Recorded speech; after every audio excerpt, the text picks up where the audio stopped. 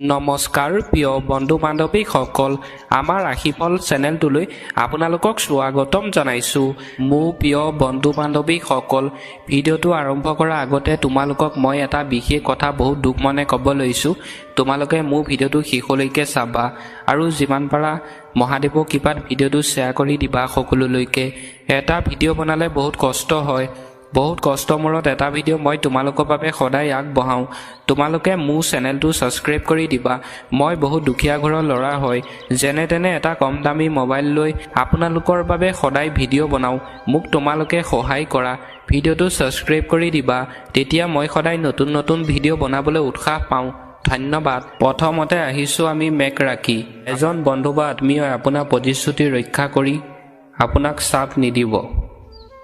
আজিৰ দিনটোত আপোনাৰ বন্ধু বান্ধৱীয়ে আৰু আত্মীয়ই আপোনাক চিন্তাত পেলাব পাৰে বুলি কৈছে।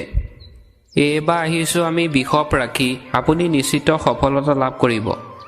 আপুনি গুৰুত্ব সহকাৰে চিন্তা কৰিলে সফলতা পাব বুলি কৈছে। আপোনাৰ মাজত থকা নেতিবাচক চিন্তাক স্থান নিদিব। আপোনাৰ কিছুমান নেতিবাচক চিন্তাক আজি স্থান দিবলৈ কোৱা নাই। আপোনাৰ যিকোনো সমস্যাৰ সমাধানৰ ক্ষেত্ৰত ভাই ভনীসকলে উপযুক্ত সহায় লাভ কৰিব।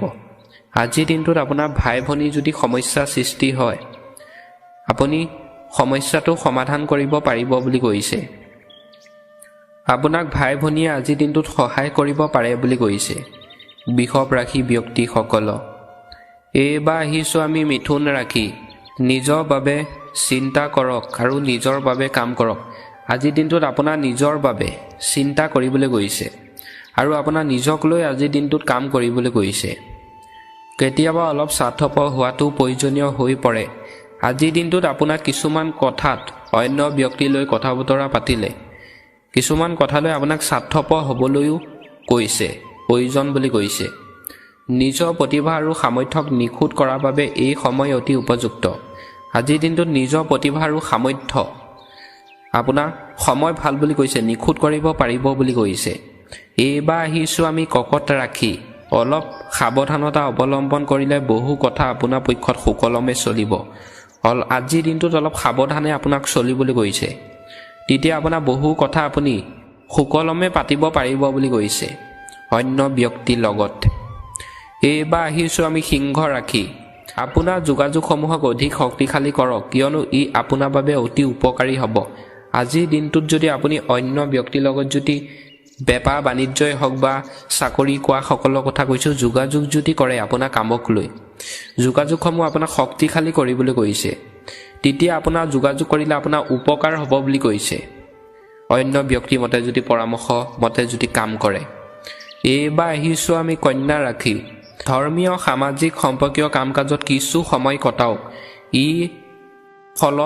ইয়াৰ ফলত আপোনাৰ মন আৰু আত্মা শান্তি পাব। আজিৰ দিনটোত ধৰ্মীয় আৰু আধ্যাত্মিক কাৰ্যত আপোনাক কিছু সময় কটাবলৈ গৈছে।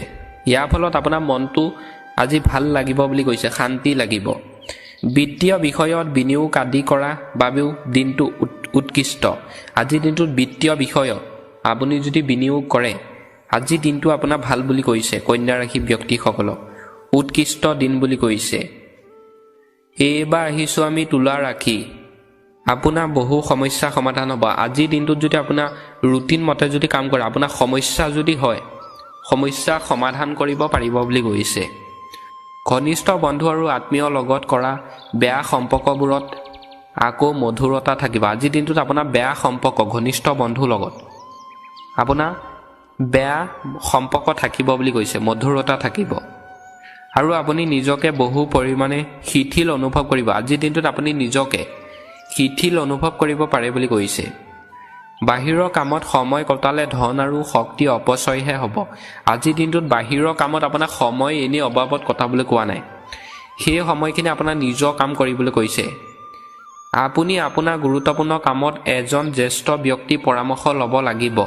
এনে কৰিলে আপোনাৰ বাবে অতি লাভজনক হ'ব। আজিৰ দিনটোত যদি আপুনি জ্যেষ্ঠ ব্যক্তিৰ পৰামৰ্শ মতে যদি কাম কৰে, আপোনাৰ কাম যদি কৰে, সেই কামত আপোনাৰ লাভ হ'ব বুলি কৈছে। টকা পইচা আজি আপোনাৰ অন্য দিনতকৈ ভাল হ'ব বুলি কৈছে। এইবাৰ আহিছোঁ আমি বৃশ্চিক ৰাশি। হঠাতে যিকোনো ৰক্ষা পেণ্টনৰ আগমনৰ বাবে যিকোনো কাম সম্পূৰ্ণ কৰাৰ বাবে আপুনি বহুত মানসিক চাপমুক্ত অনুভৱ কৰিব। আজিৰ দিনটোত আপুনি যিকোনো কাম এটা কৰাৰ বাবে আপোনাৰ মানসিক চাপমুক্ত অনুভৱ কৰিব বুলি কৈছে। কিছুমান প্ৰত্যাহ্বান ৰৈ যাব, আপোনাৰ কিছুমান প্ৰত্যাহ্বান আজি ৰৈ যাব বুলি কৈছে। ধৈৰ্য ধৰক, আপোনাক ধৈৰ্য ধৰিবলৈ কৈছে, নহ'লে আৱেগৰ বাবে সম্পৰ্কটো নষ্ট হ'ব পাৰে, নহ'লে আপোনাৰ সম্পৰ্ক ভালপোৱা সম্পৰ্ক আজি আপোনাৰ নষ্ট হ'ব পাৰে বুলি কৈছে। বৃশ্চিক ৰাশি ব্যক্তিসকল আজিৰ দিনটোত। এইবাৰ আহিছোঁ আমি ধনু ৰাশি, আৰু আপুনি বহুত শক্তি আৰু ধনাত্মকতা অনুভৱ কৰিব। আজিৰ দিনটোত আপুনি শক্তি আৰু ধনাত্মকতা অনুভৱ কৰিব বুলি কৈছে। শিশু সকলো অধ্যায় সাৰেৰে পঢ়া শুনাৰ প্ৰতি নিষ্ঠাবান হ'ব। আজিৰ দিনটোত আপোনাক শিশুসকলে পঢ়া শুনাৰ প্ৰতি মনোযোগ দিবলৈ কৈছে, নিষ্ঠাবান হ'ব বুলি কৈছে। এইবাৰ আহিছোঁ আমি মকৰ ৰাশি। শিশু কেৰিয়াৰৰ লগত জড়িত থকা ভাল তথ্যৰ বাবে ঘৰত এক উৎসৱমুখ পৰিৱেশ সৃষ্টি হ'ব। আজিৰ দিনটোত আপোনাৰ শিশু কেৰিয়াৰৰ বাবে, ভৱিষ্যতৰ বাবে আপোনাৰ ঘৰখনত আনন্দ ফূৰ্তি থাকিব বুলি কৈছে। যদি আপুনি ঠাইখন সলনি কৰাৰ পৰিকল্পনা কৰিছে, তেন্তে আজি ইয়াৰ বাবে উপযুক্ত সময়। ইয়াই ধৈৰ্য আৰু শান্তি পাৰ কৰা সময়। আজিৰ দিনটোত আপোনাৰ ধৈৰ্য ধৰি আপোনাক থাকিবলৈ কৈছে। বন্ধু বা ভাতৃৰ লগত বেয়া সম্পৰ্ক হোৱাৰ সম্ভাৱনা আছে। আজিৰ দিনটোত আপোনাৰ বন্ধু আৰু ভাতৃৰ লগত আপোনাৰ বেয়া সম্পৰ্ক হ'ব পাৰে বুলি কৈছে। অলপ আপোনাক বন্ধু আৰু ভাতৃৰ লগত সাৱধানে চলিবলৈ কৈছে মকৰ ৰাশি ব্যক্তিসকলৰ আজিৰ দিনটোত। এইবাৰ আহিছোঁ আমি কুম্ভ ৰাশি। সময় মিশ্ৰিত প্ৰভাৱৰ সৈতে বয় কৰা হ'ব। আজিৰ দিনটোত আপোনাৰ সময় মিশ্ৰিত প্ৰভাৱ হ'ব বুলি কৈছে। আজি বিত্তীয় পৰিকল্পনা সম্পৰ্কীয় কামত অধিক মনোনিৱেশ কৰক, কাৰণ গ্ৰহ অৱস্থানে এক উপকাৰী পৰিৱেশৰ সৃষ্টি কৰিছে।